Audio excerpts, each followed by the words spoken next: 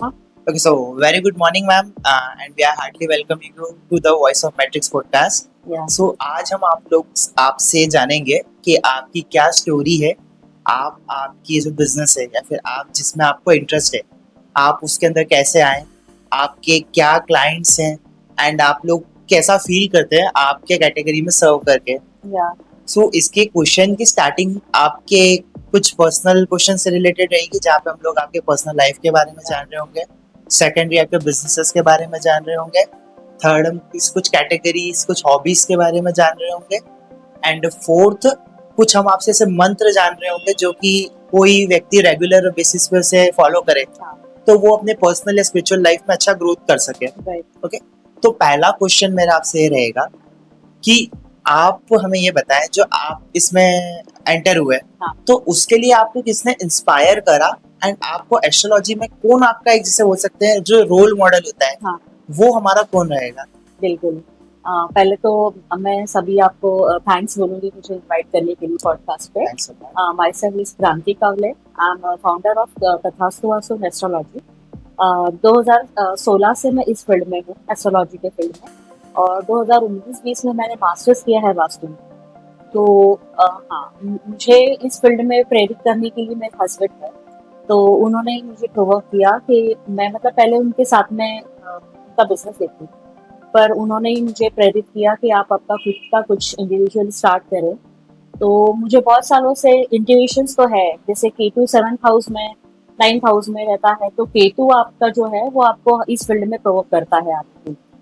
तो मुझे बहुत इंट्यूशंस पावर बहुत स्ट्रांग है मेरी। लाइक मैं जब भी कुछ चीज़ें देखती हूँ तो मुझे समझ में आता है कि इसके साथ ये होने वाला है, ये सारी चीज़ें। तो फिर मतलब ये इस फील्ड में मैं आगे बढ़ने के लिए केतु ही मुझे प्रेरित कर रहा था।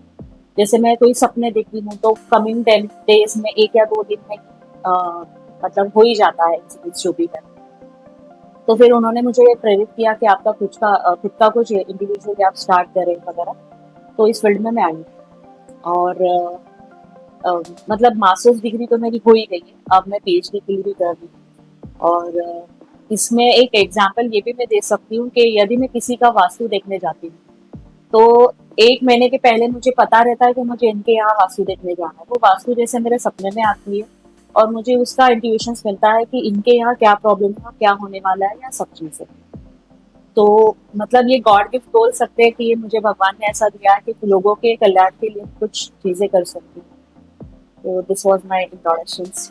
Okay, perfect. So role model के बारे में बात करें, क्योंकि हाँ। अगर हम किसी भी फील्ड में एंटर हुए, it can be content creation, it can be astrology, everything, तो हम लोग एक किसी से इंस्पायर होते हैं। हाँ। कि हम लोगों ने इनको देख के फॉलो करा, एंड इनके कुछ पाथ्स हम लोगों ने कैरी ऑन करे हमारे साथ। तो हाँ। आपका रोल मॉडल कौन रहेंगे? मेरा रोल मॉडल तो ऐसा सच नहीं है, मैं खुद ही खुद का रोल मॉडल हूँ, Perfect. लेकिन मेरी जो मैंने जिनसे एस्ट्रोलॉजी सीखा है, प्रणीता बागलीकर, वो मेरे गुरु है इस फील्ड में। तो अभी भी मुझे कुछ चीजें ऐसे लगता है कि मेरी एनर्जी जहाँ रुक जाती है, मैं कुछ प्रोडिक्शन में मुझे प्रॉब्लम आती है, तो अभी भी मैं उनकी हेल्प लेती हूँ।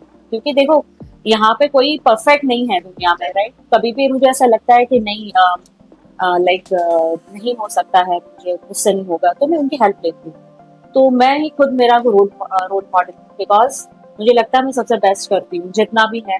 लॉकडाउन में भी अभी देखने बहुत सारे लोगों का हेल्प किया, like we are not working for sake of money. तो लोगों का हेल्प करना और कम पैसे में भी करना, वो तो एक वो है, लेकिन पर हमको कुछ ना कुछ लेना रहता है, हम फ्री में नहीं कर सकते इसको सब चीजें। तो इस टाइप का है। सो मैम मैं ये पूछूंगी कि आज की जनरेशन के लिए एस्ट्रोलॉजी कैसे हेल्पफुल हो सकती है? देखो मैम, एस्ट्रोलॉजी तो हर चीज में मतलब हेल्पफुल है।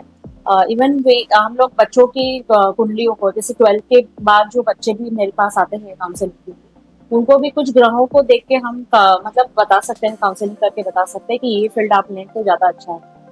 तो और आगे जाके भी बच्चों को मतलब हम लोग कुछ ऐसा इलिस्ट्रेशन दे सकते हैं, या उनको पाथवे बता सकते हैं कि आप यहाँ जाए, किसी का मूड वीक है तो आप वे फील्ड में आए, या आपका शुक्र स्ट्रांग है तो ग्लैमर वाले फील्ड में जाए आप, और केतु स्ट्रांग है तो हमारे एस्ट्रोलॉजी वाले फील्ड में आए, गुरु स्ट्रांग है तो कोई यू नो जैसे हम बोल सकते हैं कि स्टडी के फील्ड में जाए आप। ये सारी चीजें इनको हम सजेस्ट कर सकते हैं।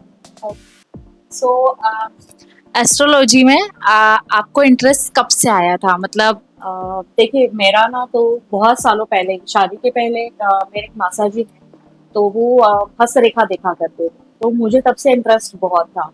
पर तब इस फील्ड में कोई ज़्यादा इंटरेस्ट नहीं लेता था, तो मम्मी-पापा ने कभी ऐसा ध्यान नहीं दिया कि इस फील्ड में जाना चाहिए।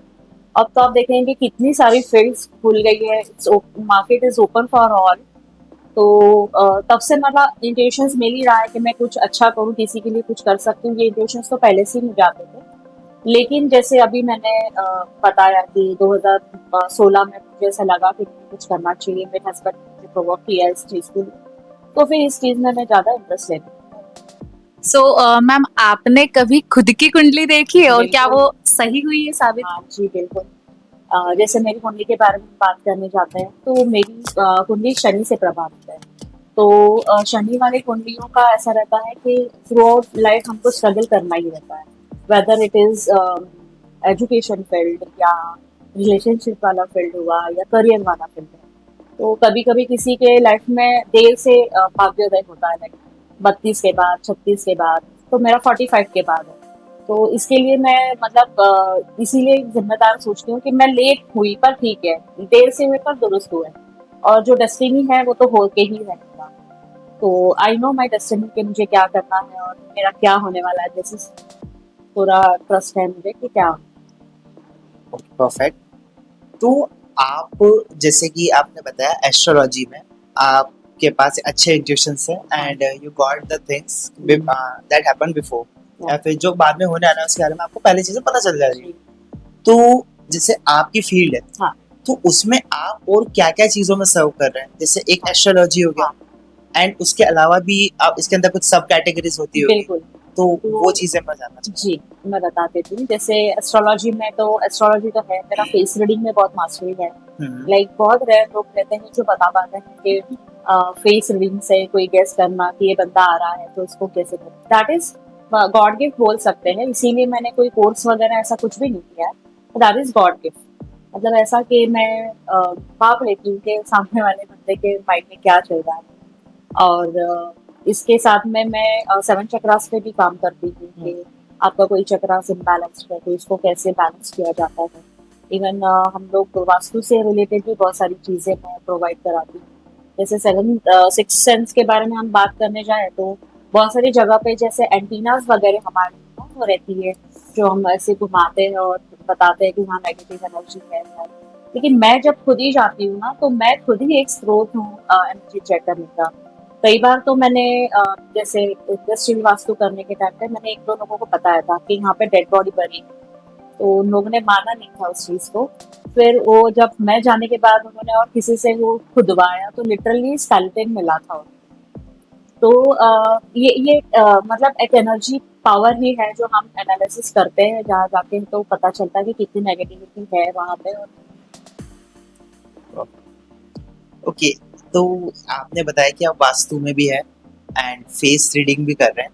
सो नंबरोलॉजी की फील्ड से आपका क्या रिलेशन है, फिर उसके बारे में आप क्या बताना हाँ, चाहेंगे? न्यूमरोलॉजी में भी मैं मतलब मैंने सब कर रखा है, और उसमें भी कोई चार्ट में मैं सर्विंग कर सकती हूँ। ऐसा नहीं कि बिल्कुल भी नहीं आता, पर मेरा कमांड ज़्यादा न्यूमरोलॉजी में नहीं है, to be a very frank. हाँ, हस्तरेखा का नॉलेज है, एस्ट्रोलॉजी का है, एंड वास्तु में मैं ज़्यादा मास्टर्स हूँ। लाइक मैं यहाँ बैठ के या कुंडली देख के आपके वास्तु के बारे में बता सकती हूँ कि आपका साउथ वेस्ट में टॉयलेट है या आपका नॉर्थ ईस्ट में टॉयलेट है। यहाँ बैठ के मैं ये चीज़ें बता सकती वास्तु में आपका ऐसा कौन से क्लाइंट रहे जिसका आपने एक वास्तु करा है और वो आपके मतलब अच्छे कनेक्शंस में एंड आपके वो सारी जो एक छोटे छोटे डिटेल्स को उन लोगों ने मैच करके रखा है कि हाँ जैसा आपने बताया है? हूँ। एक्चुअली मेरे साथ बहुत सारे क्लाइंट्स ऐसे हैं जिनको मैंने जैसे बताया है और वैसा हुआ है उनके साथ में, और मैंने जो जो बोला उन्होंने किया, उसके बाद उनको फर्क भी बहुत पड़ा है। अभी हाल फिलहाल में पूनम जी करके एक मेरी क्लाइंट है, उनका 1 साल पहले जस्ट किया था मैंने वास्तु, पर उनको ए टू जेड चीजें, उनको मतलब इतना फर्क पड़ा मेरे हर चीज, एस्ट्रोलॉजी की रेमेडीज से लेके वास्तु की सारी रेमेडीज तक। तो उनको क्या है, इतनी छोटी छोटी चीज भी रहती है ना, वो मुझे पूछे बिना नहीं करती। तो ऐसे बहुत सारे एग्जाम्पल्स मैं दे सकती हूँ। तब एकदम से मुझे माइंड में नहीं आ रहा है कि क्या है। इंडस्ट्रियल से लेके कमर्शियल एंड उनका कमर्शियल वास्तु भी मैंने किया है, तो रेसिडेंशियल, कमर्शियल और इंडस्ट्रियल सारा वास्तु मैंने। तो कमर्शियल वास्तु में मैंने शीला मेहता, जो मेरी फ्रेंड है, वो सैलून चलाती है, यहाँ सिविल लाइन का है, तो उनका भी मतलब वास्तु का मैंने किया हुआ है। उनको भी बहुत वर्क है बिजनेस। सो मैम आपने अभी जितनी सारी चीजें बोली उसमें आपने बोला एक रेमेडी शेयर करते हो आप, तो ऐसी कौन सी रेमेडी है या फिर ऐसे कौन से नंबर्स होते हैं जिसको मतलब लिखने के बाद या करने के बाद मनी अट्रैक्ट कर सकते हैं? बिल्कुल। जैसे हम लोग कहते हैं वीनस, वीनस बहुत सबसे स्ट्रॉन्ग ग्रह है और उसका नंबर है 6। यदि हम फ्राइडे को कुछ ऐसे 11:11 पे कुछ हम लोग मैनिफेस्टेशन करते हैं, तो उसके लिए एक प्रॉपर वो रहता है, मतलब 11:11 यूनिवर्स का एक टाइम है, उसी टाइम पे हम करते हैं। तो सैटरडे को हम लोग ये थंब पे इत्र लगाते हैं, इसको ऐसे रब करते हैं, उसके ऊपर 24 लिखते हैं। 24 का मतलब ऐड जो होता है वो 6 है, या 15 लिख सकते हैं, और डायरेक्ट 6 भी लिख सकते हैं। तो ये हम लिख के उसको फिर हम लोग इयरिंग्स, मतलब ईयर्स के, ईयर लोब्स के पीछे इसको लगाते हैं और मैनिफेस्टेशन करते हैं कि जो पॉजिटिव है चीजें वो हमारे साथ हो रही है, ऐसा मैनिफेस्ट कर करके हम चीजों को बताएं कि ये मेरे साथ हो रहा है। और साथ ही साथ हम यूनिवर्स को थैंक्स बोलना ना सीख, मतलब ना भूलें कि ये मुझे मिल रहा है, यूनिवर्स थैंक्स, आपने मुझे ये दिया, यूनिवर्स थैंक्स, मुझे आपने ये दिया। ऐसे करके 1 मिनट तक हम मैनिफेस्ट करते हैं, तो शुक्र आपके पॉजिटिव में हो जाता है, और मैनिफेस्टेशन के कारण बहुत सारी चीजें पॉजिटिव मतलब आपको आत्मसात करने को मिलती है। मैनिफेस्टेशन तो मैं भी करती हूँ, बिल्कुल करना चाहिए, बहुत हर कोशिश इंसान को करती हूँ करना कि चाहिए। रोज करूँ, बट अगर रोज नहीं हो पाती है तो तो मतलब सोने एटलीस्ट के टाइम फ्राइडे पे को तो करिए आप। अच्छा। हाँ, ओके। इवन एवरी डे नहीं होता है तो कोई बात नहीं, पर फ्राइडे को तो करिए। फ्राइडे को 11:11 पे तो करना ही करना। और मैम आपने बोला कि एक नंबर लिखना होता है 24, तो वो किस पेन से लिखना होता है मैम आपने? ग्रीन पेन से लिखें तो ज्यादा इफेक्टिव है ये। अच्छा, हाँ। ठीक है। सो मैं ये पूछना चाहूंगी कि आपके पास इतने सारे लोग आते हैं, तो सबसे ज्यादा कौन सी प्रॉब्लम लेके लोग आए और आपने सॉल्यूशन दिया है, मतलब? मैडम सबसे पहले तो फाइनेंस से रिलेटेड बहुत ज्यादा लोग आते हैं, और सेकंड जो मेन अभी हो रहा है वो रिलेशनशिप को लेके आ रहा है। लाइक लोग इतने परेशान हैं रिलेशनशिप को लेके, तो मुझे ये समझ नहीं आता कि मतलब क्या हो रहा है।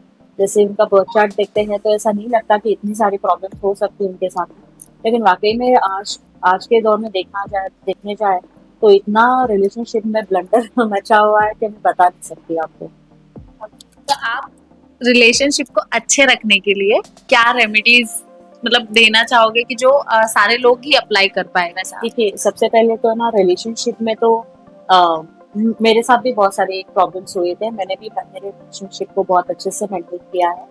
मेरे साथ भी बहुत प्रॉब्लम्स हुई थी, लेकिन हमको बोलते हैं ना कि ठोकर खा के ही सोई हाँ। ठाकुर बनता है। तो मुझे तो ऐसा लगता है कि रिलेशनशिप एक बंदे का हाथ का काम नहीं, वाइस वर्सा होना चाहिए। लाइक आपको यदि वो रिलेशनशिप सुधारना है, तो सामने वाले के मन में भी ये भावना होनी चाहिए कि भाई हमको भी रिलेशन व्यवस्थित रखना है।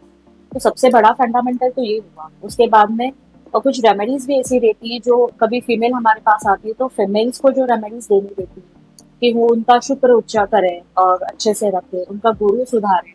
तो ये सारी चीजें हम फीमेल्स को देते हैं, और बॉयज को हम देते हैं कि उनका वेनस, मतलब जो भी सॉरी मर्क्यूरी है, वो सही करे, बुध सही करे। और इसका मतलब बुध से इसीलिए रिलेटेड है कि जिनका बुध वीक है वो किसी की कहने में आ जाते हैं। सपोज एक हस्बैंड है, किसी को किसी ने बहका दिया, बोल दिया, तो वो उसके उसके बातों में आ गया और उसने अपना रिलेशन स्पॉइल कर दिया। यदि उसका बुध स्ट्रांग होता तो ये सब करने की उसको जरूरत ना पड़ती। आपको बहुत स्ट्रॉन्ग करने के लिए क्या करना चाहिए? तो या फिर उनके बर्थ चार्ट के अकॉर्डिंग यदि बुध वीक है, उसकी डिग्रीज कम है, तो उनको पन्ना पहनाया जा सकता है। और यदि वो बिना कुछ मतलब एक्सपेंसेस करते हुए उनको कुछ रेमेडीज करनी है, तो हरे घास में सुबह चले। हरे घास में नंगे पैर चलने से डायरेक्ट जो मतलब होता है ना, नेचुरल एलिमेंट हमारे बॉडी में आता है, वो जो तत्व है बुध का, वो पैरों में आ जाता है। तो वहां से लेके अपने ब्रेन्स तक वो सारा मतलब मेंटेन हो जाता है। और इसके साथ में उनको गुरु तत्व भी स्ट्रॉन्ग करने की बहुत जरूरत है मीन्स को। और मैम ऐसे फीमेल्स के लिए फिर आपने जो चीजें बताई फीमेल्स के लिए तो विनस स्ट्रॉन्ग करना बहुत जरूरी है। उसके लिए क्या रेमेडी हो सकती है? उसके लिए शुक्र अच्छा करने के लिए हम फ्राइडे को इत्र लगाएं और जो फीमेल्स है वो व्यवस्थित रहे, तैयार होके रहे, अट्रैक्टिव दिखे, अपने पैर साफ रखे। खास तो पैरों से ही सब चीजें रहती है। अपने पैरों को बाकायदा साफ करें, नेल पॉलिश लगाएं, उससे शुक्र अपना स्ट्रॉन्ग होता है।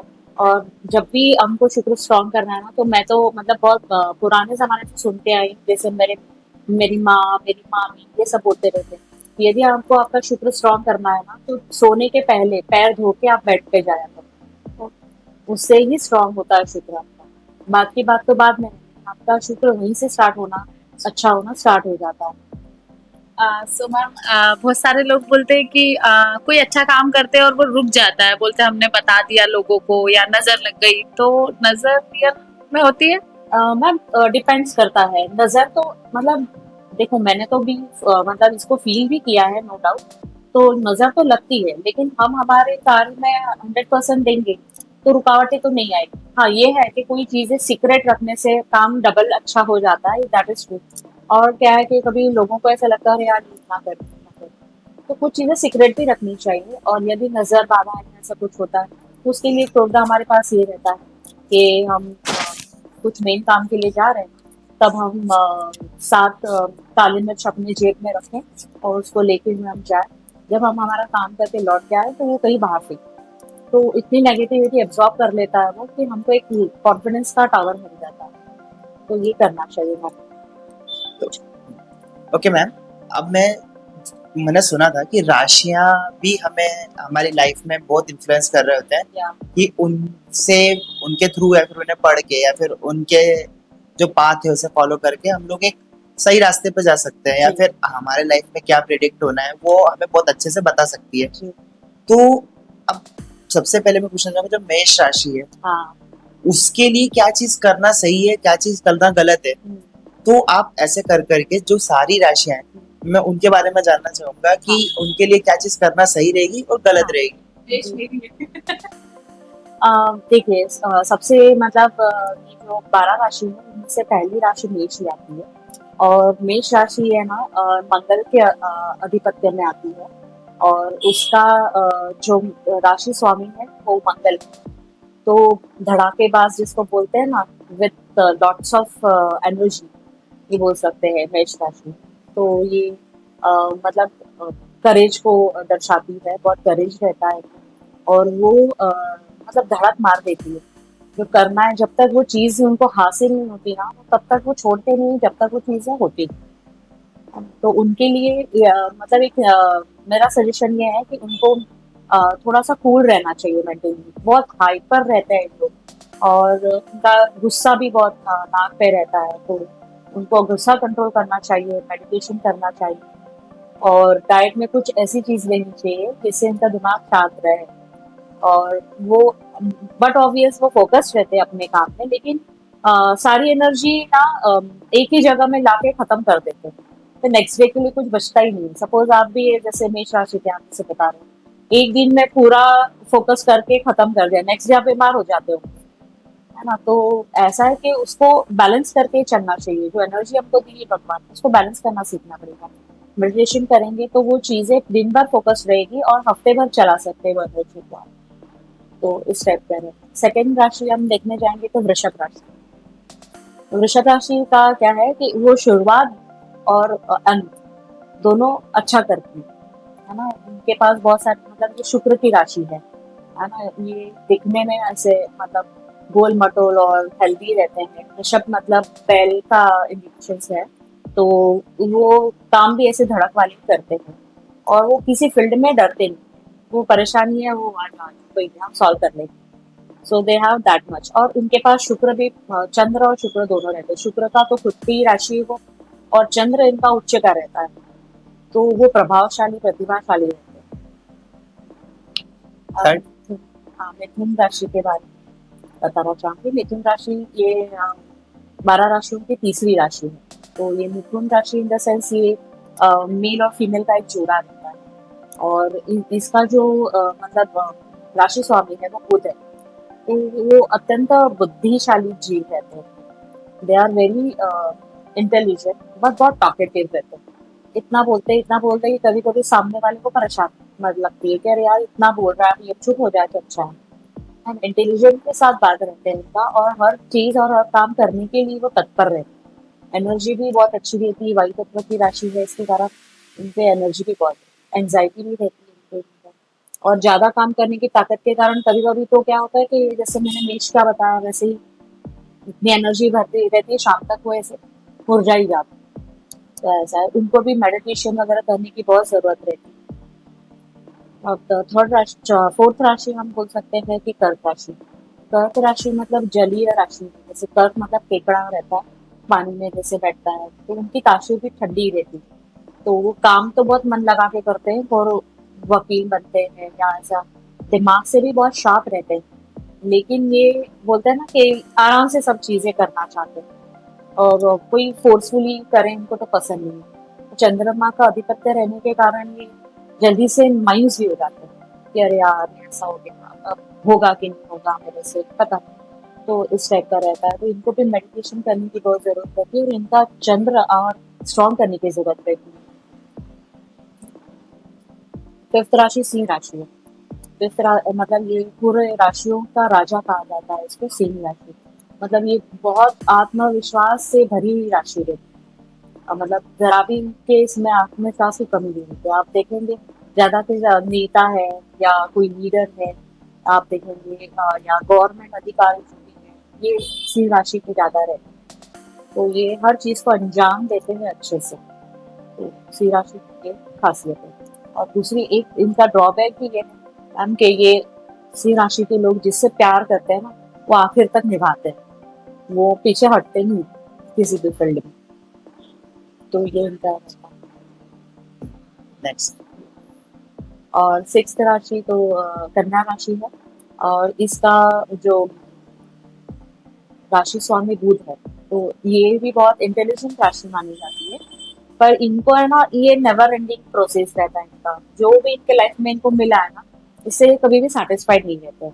दे wants everything more and more, है ना। जैसे एक चीज मिल गई, अरे यार ये तो बहुत कम, और चाहिए, उसके लिए वो प्रयास भी करते हैं, और उनको वो मिलता भी है। और उनकी चीजें मतलब डिमांडिंग नहीं रहती, जिंदगी से ये कुछ ना कुछ मांगते ही रहते हैं, और वो फुलफिल भी करते हैं। हाँ, सातवीं राशि तुला है, और ये भी शुक्र के इम्पैक्ट में आती है। और ये लोग बहुत ज्यादा बुद्धिमान रहते हैं, पॉलिटिक्स रहते हैं। और तुला जबकि इनका चिन्ह है, तो वो बैलेंस करते हैं हर चीज को, है ना, बैलेंसिंग रहता है इनका। जैसे कुछ किया तो ये भी करना है, वो भी करना है। सोशल में भी वो अच्छे रहते हैं, घर में भी बहुत अच्छा किरदार निभाते हैं, ऐसे टाइप के लोग रहते हैं। और इनका शुक्र बहुत स्ट्रांग और अच्छा रहता है। इनको जो भी लाइफ में चाहिए रहता है ना, वो हासिल करके ही रहते हैं। अब एक राशि है, ये वृश्चिक राशि है। वृश्चिक तो हम बोल सकते हैं कि बिच्छू। तो जैसे वो बिच्छू है, उसी तरह का उनका नेचर भी रहता है। स्कॉर्पियन, हम्म। है ना। तो मतलब ऐसा है कि वो, उनको जो जैसे बोलते हैं ना कि जब तक उनको कुछ छेड़ा नहीं जाए तब तक कुछ नहीं, यदि उनको छेड़ देती है ना, तो डंक मारे बिना फिर वो नहीं रहते। ऐसा उनका स्वभाव रहता है। और ये भी मंगल की राशि होने के कारण ये बहुत धड़ाड़ी कार्य करता रहते हैं। लाइक उनके लाइफ में उनको जो चाहिए ना, वो हासिल करके ही छोड़ते हैं, मेहनती रहते हैं। उनका मंगल उच्च का रहता है। ये सब प्रॉपर्टीज में या इसमें और भी इन्वेस्टमेंट के हिसाब से ये कर सकते हैं। हाँ, और नाइन्थ राशि है धनु राशि। धनु राशि गुरु के प्रभाव में आती है, जैसे इनका स्वामी है गुरु। तो ये बहुत माइल्ड नेचर के रहते हैं। और इनका मतलब स्पिरिचुअली, बोलते हैं स्पिरिचुअलिटी वाला नेचर रहता है इनका। धार्मिक रहते हैं, दान धर्म करते हैं। और इसी फील्ड में भी इनका मतलब रुचि रहती है। क्लासेस, कोचिंग वगैरह इन राशियों के लोगों के ज्यादा फलते हैं। और स्पिरिचुअल होने के कारण वो मतलब उनकी लाइफ भी अच्छी जाती है, शांतिपूर्वक जाती है, किसी के बीच में चपेड़े में वगैरह वो ज्यादा नहीं करते। अब नेक्स्ट। टेंथ राशि मकर राशि है, ये शनि के आधिपत्य में आती है। और शनि के आधिपत्य में होने के कारण इनके सारे काम थोड़े से स्लो रहते हैं। लाइक इनका भाग्योदय भी थोड़ा स्लो होता है। क्योंकि शनि भाग्य दाता बोल सकते हैं, कर्म फल दाता बोल सकते हैं इनके लिए। तो इनके सारे काम जैसे स्लो स्लो स्लो चलते हैं, पढ़ाई में थोड़ी सी दिक्कतें आती हैं, पर ये फिर भी कर लेते हैं कि कैसे भी करके इनका भाग्योदय 35 के बाद ही होता है। इसके बाद 11th राशि हमारी कुंभ राशि आती है। ये भी शनि से प्रभावित राशि है। इसका स्वामीपति शनि है, लेकिन ये बड़े अलग टाइप के लोग रहते हैं। लाइक ये है ना, बोलते हैं ना, मैनिपुलेटिव टाइप के लोग रहते हैं कुंभ वाले। इनको जो करना है वो कैसे भी करके ये करके ही रहेंगे, और जिद्दी भी रहते हैं, और इनके हिसाब से ही लोग सामने वाले को ढला देते हैं कि ये मुझे ऐसा करना है तो करना है। और कुंभ राशि के लोग नॉर्मली जिद्दी तो रहते ही हैं, अपने हिसाब से सब काम चलवा लेते हैं। 12वीं राशि मीन है, और इसका जो अ, क्या बोल सकते हैं, इसका इम्पैक्ट, जैसे ये मीन राशि मतलब मत्स्य में आता है, मछली जिसको कहते हैं। तो ये भी शांत स्वभाव की राशियां रहती है। इनका भी जो राशि स्वामी है गुरु है, तो उनका ऐसा ही रहता है कि नॉलेज बहुत रहता है, पर ये थोड़ा सा लीजी टाइप रहते हैं। ये सोचते हैं कि अरे यार ये करना है, अरे कौन करे, कोई बात नहीं, देखेंगे आगे फिर, ऐसा टाइप का इनका नेचर रहता है। तो ये इनके ग्रह स्थिति अच्छी होने के बावजूद भी आप देखेंगे कि ये ज्यादा काम नहीं करते हैं, ये ज्यादा करके हाउस वाइफ रहते हैं। यदि मेंस में इनकी राशियां रहती तो ये जैसे बैंक में मैनेजर हो गए, क्लर्क हो गए, तो बहुत ज्यादा होता है ना, मतलब एक्टिव लोग नहीं रहते हैं ये, ऐसा थोड़े शांत स्वभाव के और ऐसे रहते हैं। तो इस तरह से अपनी ये 12 विषयों का हो गया। ओके, तो आपने राशियों के बारे में बताया, वो बहुत अच्छी डिटेल्स हमें समझ में आई। पर अगर हम लोग हमारी खुद की राशि जानना चाहिए, क्योंकि बहुत सारे होते हैं कि हाँ। उन्हें अपनी राशि का आइडिया नहीं होता, जी, तो वो कैसे पता कर सकते हैं? जैसे आप मुझे डेट ऑफ बर्थ और टाइम प्लेस देंगे, तो हम इससे एनालिसिस करके निकालेंगे कि आपकी कौन सी राशि है। आपका जो चलित नाम है उससे कोई फर्क नहीं पड़ता। कई लोग बोलते हैं ना कि यार मेरा नाम जन्म का ये है और चलित में नाम अलग है, कुंडली में नाम अलग है, उससे कोई फर्क नहीं पड़ता। जब हम ये सारी डिटेल्स हम मतलब हमारे प्रोसेस में डालते हैं या कुंडलियां बनाते हैं, तो एक्चुअल जो नेम है, जैसे आपके जन्म के टाइम पे सूर्य कहाँ है, चंद्र कहाँ है, और सारी वर्गीकरण कहाँ बैठा है, उसके हिसाब से फिर वो डिसाइड होता है कि आपकी राशि कौन सी है, और उसके हिसाब से फिर सारी चीजें आपकी निकल के आएंगी। यदि आपकी राशि ये है तो इसका क्या प्रेडिक्शन। सो मैम, अगर किसी को एग्जैक्ट टाइम नहीं पता हो तो फिर उसके लिए क्या सॉल्यूशन है? तो हमारे पास प्रश्न कुंडली का एक ऑप्शन रहता है कि सपोज आपने अभी आप आए हैं और मुझे ये टाइम पे आपने कुछ क्वेश्चन पूछा, तो उस टाइम को हम गृह धर के उसका प्रश्न कुंडली का पूरा चार्ट बनेगा, तो 90% तो एक्यूरेट निकल ही जाता है। और आपने इतने कम्युनिकेशन हुई हमारी, उसमें आपने एक बात बोली कि आप फेस रीडिंग भी करते हो। हाँ। तो क्या आप मेरी या फिर खुशहाल सर की फेस रीडिंग मतलब अभी लाइव कुछ करके बता सकते हो चीजें? बिल्कुल। क्या नाम है इनका? खुशहाल खुशहाल। खुशहाल 40 गांवकर। खुशहाल जी। मैं आपके बारे में थोड़ा कुछ ऐसे बताऊंगी कि आप मल्टी टैलेंटेड बनते हैं।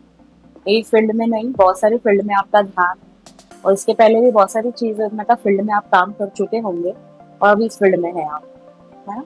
और दूसरा ये है कि हाल फिलहाल में थोड़ा सा लीजीनेस लग रहा होगा आपको पिछले कुछ दिनों में। कैंसर, नहीं, जो भी है, पर अभी आप जितना 100% वाले फ्रेश मूड में आप नहीं दिख रहे हो। कुछ ऐसा लग रहा है कि कुछ डलनेस है आप में, तो कुछ दिन से ऐसा हो सकता है कि ऐसा हो रहा है, या फिर आपने नींद नहीं हो जिसके कारण हो सकता है, या और कोई रिलेशनशिप वाले मैटर्स हो सकते हैं जिसके कारण आप डिस्टर्ब, आपके और से तो जो भी ये सब। अब वो कहाँ तक सही है आप मुझे बताएं। 90% close to that. सही है। Okay, go ahead. मेरे बारे में बताओ। आपके बारे में क्या बताएं? मतलब आगे फ्यूचर कैसा रहेगा? पास्ट प्रेजेंट में मुझे कोई इंटरेस्ट नहीं, मुझे फ्यूचर ही जानना है। मैम, फ्यूचर में तो आप जिस फील्ड में है ना उसमें ग्लैमर में ही आप जा सकते हैं, अच्छा है, पर थोड़ा आपको कॉन्फिडेंस हासिल करने की बहुत जरूरत है। लाइक आपका बूथ थोड़ा वीक है, जैसे किसी की भी बात में आप जल्दी आ जाते हैं, तो ये आपको थोड़ा सा स्टेगनेंट रखना पड़ेगा, आपका बूथ आपको स्ट्रॉन्ग करना पड़ेगा। तो उसके लिए बिना पैसे के रेमेडी तो यही है कि हरे घास पे सुबह नंगे पैर चलो आप, और जैसे मतलब किसी गार्डन में। गार्डन में। और गणेश जी को आप दुर्वा चढ़ाओ, तो इससे आपका बूथ स्ट्रांग हो जाएगा। ताकि देखो बूथ स्ट्रांग होने से क्या हो जाता है ना, अपने डिसीजन सही जाते हैं, आपको एक कॉन्फिडेंस मिल जाता है कि जो मैंने किया वो सही है। सो मैम एक रेमेडी मैं खुद करती हूँ। मैं मानती हूँ मेडिकेशन और इन सारी चीजों में, जो भी है मैनिफेस्टेशन और ये सारी चीजें जो होती है मैं करती भी हूँ। और एक रेमेडी मैं फॉलो करती हूँ कि मैं हल्दी वाले पानी से नहाती हूँ रोज। तो वो मेरे लिए सही है। बहुत सही है आपका जो मतलब ऑरा हल्दी है, और नमक दोनों ही डालती हूँ मैं। जैसे नमक से आपका ऑरा क्लींस होता है, हाँ। और आप हल्दी जो यूज कर रहे हो वो एक्चुअली आपका शत्रुओं का नाश करेगा। और दूसरा ये कि आपका गुरु तत्व है वो स्ट्रॉन्ग करेगा। तो ये तो अच्छी चीज है, आप वो कर चीज सकते अच्छी है। हैं। Yes yes. हाँ मैं वो डेली करती हूँ। और मैं आपको मतलब बताना चाहूंगी वीडियोस में हमारी कि सच में मैं जब से हल्दी वाले पानी से नहाने लगी हूँ तो मुझे बहुत एक रहता है ना पॉजिटिव फील आता है। और मतलब मेरे काम जो मतलब मुझे ऐसा लगता है कि जो रुक रहे थे वो होने लगे हैं ऐसा। और मतलब मैं नजर में भी मानती हूँ। हाँ। और कुछ चीजें ऐसी होती है कि मैं जैसे अगर मेरा कल काम होने वाला है और अगर मैं आज किसी को भी बता दूंगी इंक्लूडिंग मतलब कोई भी हो मेरा कितना ही वो, पर वो काम रुक जाता है मेरा। डेफिनेटली होता है कभी। तो फिर वो वाली चीज के लिए मुझे मतलब मैं तो नहीं बताती हूँ, पर वैसा क्यों होता है इसका आप बताओगे? क्यों होता है, मतलब यही है कि एक तो हमारा जो हम बोल सकते हैं कि मोटिवेशन लैक हो जाता है। कि कोई चीज हम डिस्कस करते हैं ना किसी को, तो एक जो एक बोलते हैं ना, एक कंपैशनेट बन जाता है और उसको हम कहीं लीक कर देते हैं, तो एनर्जी लीक हो जाती है ना। तो वो 100% सक्सेस होने के चांसेस कम रहते हैं। तो कई बार ऐसा है कि कोई सीक्रेट्स रखा करो, जैसे बड़े बड़े लोग भी जो रिसर्च करते हैं या कुछ चीजें करते हैं वो अपने आप को सीक्रेट में रखते हैं, और जब एकदम से वो बाहर लाते हैं तो क्या है, कभी कभी कभी हमको लोग जज करने लग जाते हैं, है ना, कि यार ये ऐसा कर रही है, ऐसा तो नहीं होगा, ये ऐसा है, ऐसा तो। उसके कारण हमारे साथ नेगेटिव वाइब्रेशंस भी जुड़ जाते हैं। तो अच्छा है कि हम ना बताएं। जी। 2025 अभी लाइक एंड में ही है, आखिरी आखिरी का मंथ चल रहा है। तो 2026 को लेके आपकी सी क्या प्रिडिक्शन है कि वो साल कैसा जाने वाला है देखिए, सब लोगों के लिए ओवरऑल, मतलब हम लोग किस तरीके से हमारा ग्रोथ है? राशि लकी रहे। ठीक है, 2026 2025 ही तो मंगल का साल था। इसमें आप देख रहे हैं कि कितनी सारी प्रॉब्लम्स आ रही हैं, और आने वाले टाइम में तो जो बारिश वाला सीजन आएगा ना उसमें बहुत फ्लड्स एंड बहुत आने वाला है। तो आप समझ लीजिए कि कलयुग का अंत ही होने वाला है जैसे। तो बहुत सारी चीजें डिस्ट्रॉय होने वाली हैं अतिवृष्टि के कारण। अ, मुंबई जैसे शहर है या जो भी समुद्र के पास में हाई विंड्स है, वहाँ पे बहुत डिस्ट्रॉयशन होने वाला है। और इन ऑल ओवर जो अच्छे कर्म वाले हैं वो रह जाएंगे, बाकी का तो हम नहीं कह सकते, we are not god to see this. But prosperity wise देखो कि बहुत लिमिटेड टाइम है अपने पास में, कि जो भी कर सके अच्छा भी करेंगे ज़्यादा अच्छा। और ये इनका जो मेल है वो नंबर 1 आ रहा है, तो सूर्य से रिलेटेड जो भी रेमेडीज हैं हम 2026 में करेंगे तो वो ज़्यादा अच्छा होगा। तो सूर्य को अर्घ डालना, confidence level, health issues sort out करें, अपने आप पे ध्यान दें, सारी चीज़ें हम कर सकते मतलब आपके अकॉर्डिंग 2026 से भी ज्यादा स्ट्रेसफुल हैं। जाने बहुत वाला है? स्ट्रेसफुल।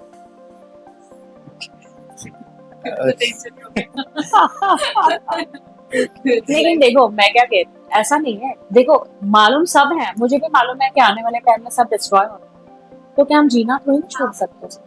वो है, It's up to हम us. हमारी जिंदगी थोड़ी छोड़ सकते हैं। मैं तो ये बोल रही हूँ कि हर चीज, हर वक्त को अच्छे से एंजॉय करो, हर पल को मत जाने दो, जो भी टाइम अपने पास है जियो उसको अच्छे से। ओके, अब जैसे अगर कोई बिजनेस स्टार्ट कर रहा है तो उसे जनरल जो एक बिल्कुल बेसिक चीजें होती है वो क्या चीजें याद या फिर उसे अपने फोकस में रख के करना जरूरी है? तो देखिए, जैसे बिजनेस स्टार्ट करना है तो सबसे पहले तो हमको फिजिकली सब चीजें देखनी है कि हमारा फाइनेंस है कहाँ से आने वाला है, हमारे सेल्स एग्जीक्यूटिव क्या करने वाले हैं, हमारा मार्केटिंग क्या होने वाला है। ये सारी चीजें तो मतलब पर्दे के पीछे वाले, लेकिन उसको खुद को क्या करना है कि हमको गुरु तत्व को बढ़ाना है ना। और हमसे कोई गलती ऐसी ना हो जिससे शनि देवता हम पे नाराज हो, ऐसी कोई चीज नहीं करनी।